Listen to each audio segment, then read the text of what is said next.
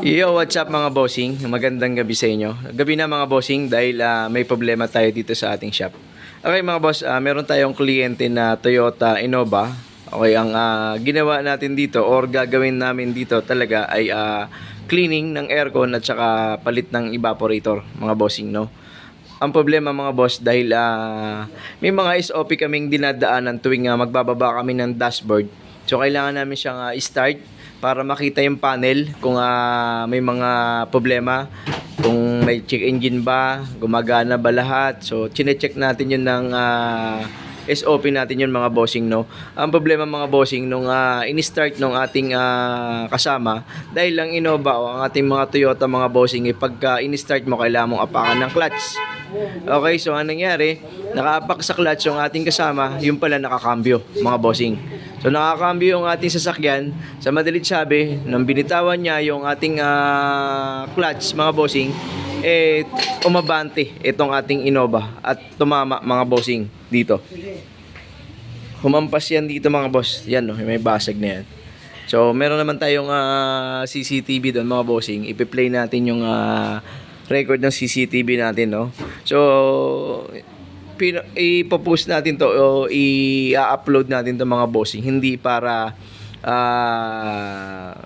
sige, sabihin nating pagtawanan, no, pero lesson sa amin mga bossing. Pangalawa ay baka may mga ganitong scenario ang madaanan nyo at makatulong din kahit pa paano na maging awareness tayo mga bossing doon sa ating mga ganong aksidente na pwedeng mangyari at maiwasan mga boss dahil mga bossing, January pa lang, unang pasok ng buwan sa atin, no? Hindi naman to kumbaga tinuturing pa rin namin tong blessing. Bakit mga boss? Dahil kung may tao rito sa harapan dito mga bossing, tinamaan niyang ating sasakyan, tas malaking problema natin mga boss. So ang damage ito mga bossing, pumalo doon sa ating windshield yung hood, basag mga boss, basag yung ating salamin. Okay, so basag yan. Tas na UP yung ating dalawang dulo ng fender. May tama rin yung ating bumper. Buti hindi tinamaan yung ating headlight. Mga boss, no?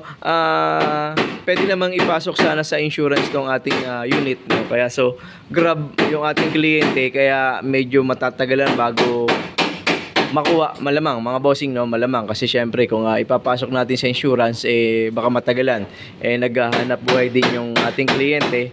O shoutout nga sa may-ari mga bossing dahil mabait din yung ating kliyente at nakaunawa mga bossing dun sa ating pangyayaring nangyari na aksidente natin tong Innova niya, no.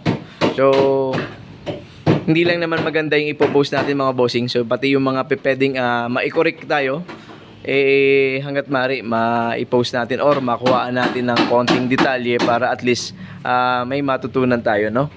O kaya ay nako, medyo hindi maganda yung ating pasok ng January. Hindi naman sa hindi maganda pero unang challenge agad sa atin. O kaya buti na lang mga bossing, meron tayong mga kasama na pwedeng gumawa kagaya niyan, yung ating pintor, ating latero. So nandito sila. Ang maganda dyan meron tayong mga ganyan at anytime napupuntahan tayo ng ating mga kasama, no. Hindi ko na talaga pinapasok sa insurance dahil nga yun nga mga bossing, kawawa naman din yung ating kliyente kung ganun katagal yung aabutin, no. So yung mga pagkakamali natin naman yan syempre handa tayong ayusin, no. Hindi natin yan tatakbuhan o hindi natin yan iiwanan at ayusin natin yung mga bossing. So ayun lang mga bossing, no. Share pa rin namin sa inyo yung hindi magandang nangyari sa amin. Hindi lang yung puro maayos yung ating pinopost o yung puro meron tayong mga ginagawa dito sa shop. So post din natin yung mga pangit na pwedeng mangyari or nangyayari sa ating shop mga bossing. O ayun lang. At syempre tatawanan lang natin ng konti kahit na medyo masakit-sakit dahil mga bossing, palit evaporator lang naman ang ginawa namin dito. So yun nga lang, kulang pa yung kinita natin mga bossing, no. Kulang pa yung kinita natin.